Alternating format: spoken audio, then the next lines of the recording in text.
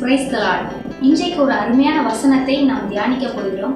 எபேசியர் 6ஆம் அதிகாரம் 10ஆம் வசனம். கடைசியாக என் சகோதரரை கர்த்தரிலும் அவருடைய சத்துவத்தின் வல்லமையிலும் பலப்படுங்கள். சத்துவத்தின் வல்லமை, இந்த வார்த்தை ஆங்கிலத்துல எபிலிட்டி பவர் என்று மென்ஷன் பண்ணப்பட்டிருக்கிறது. எபிலிட்டி, திராணி, இந்த காரியம் ஒவ்வொருவருக்கும் ஒவ்வொரு மாதிரி வித்தியாசப்படும். எனக்கு ஒரு விதமான எபிலிட்டி இருக்கும், உங்களுக்கு ஒரு விதமான எபிலிட்டி இருக்கும். சிறுவர்களை எடுத்துக்கொண்டால் அவர்களுக்கு ஏற்ற மாதிரி அவருடைய எபிலிட்டி, திராணி இருக்கும். திராணி என்று சொல்லும் போது அது ஒரு வரைமுறைக்கு உட்பட்டது, ஒரு குறிப்பிட்ட அளவு.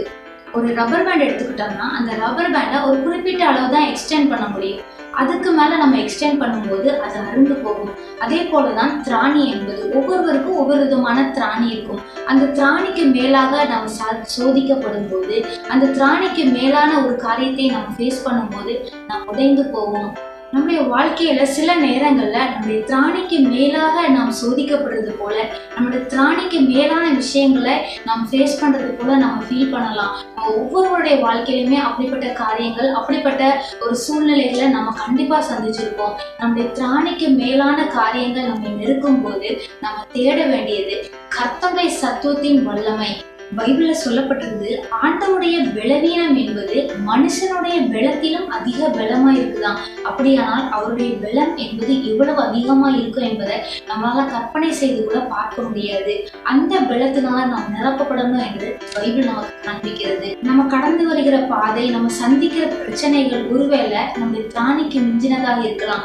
ஏசப்பா, இதை என்னால ஃபேஸ் பண்ண முடியல, இதுக்கு மேல என்னால இந்த பாரத்தை சுமக்க முடியல, இதுக்கு மேல என்னால இந்த விஷயத்த என்னால தாங்க முடியல, இதுக்கு மேல என்னால அழ முடியல என்று ஒரு வரையறைக்கு நம்ம வரும்போது, ஒரு பார்டருக்கு நம்ம வரும்போது, கர்த்தருடைய சத்துவத்தின் பலன் நம்மை நிரப்புமானால் நம்மளால அந்த காரியத்தை கடந்து செல்ல முடியும். ஏதோ ஒரு காரியத்தை ஃபேஸ் பண்றதுக்கு நமக்கு தேவையான அளவு ஞானம் இல்லாம இருக்கலாம்.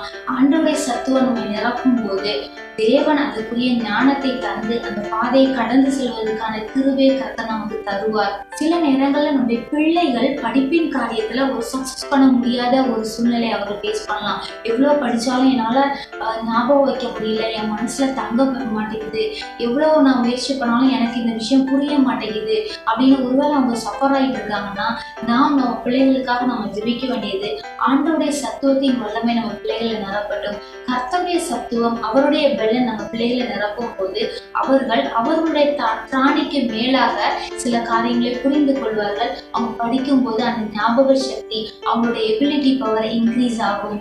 பிரியமானவர்களே, இந்த உலகத்துல நம்ம ஜீவிப்பதற்கு நம்ம சுயபலத்தினால முடியாது. இந்த உலகத்துல நம்ம சக்சஸ்ஃபுல்லான ஒரு வாழ்க்கையை நம்ம வாழ வேண்டுமானால், ஆவிக்குரிய வாழ்க்கையிலும் சரி, உலக பிரகாரமான வாழ்க்கையிலும் சரி, தேவனுடைய பலன் நம்ம நிரப்பினாலுடைய அந்த சுய பலத்தினால இந்த உலகத்தை நம்ம கடந்து செல்ல முடியாது.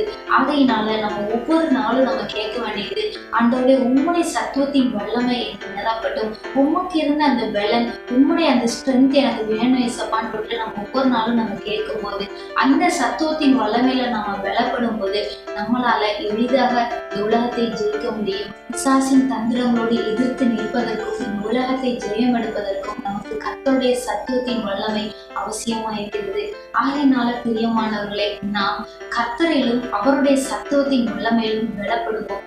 God bless you.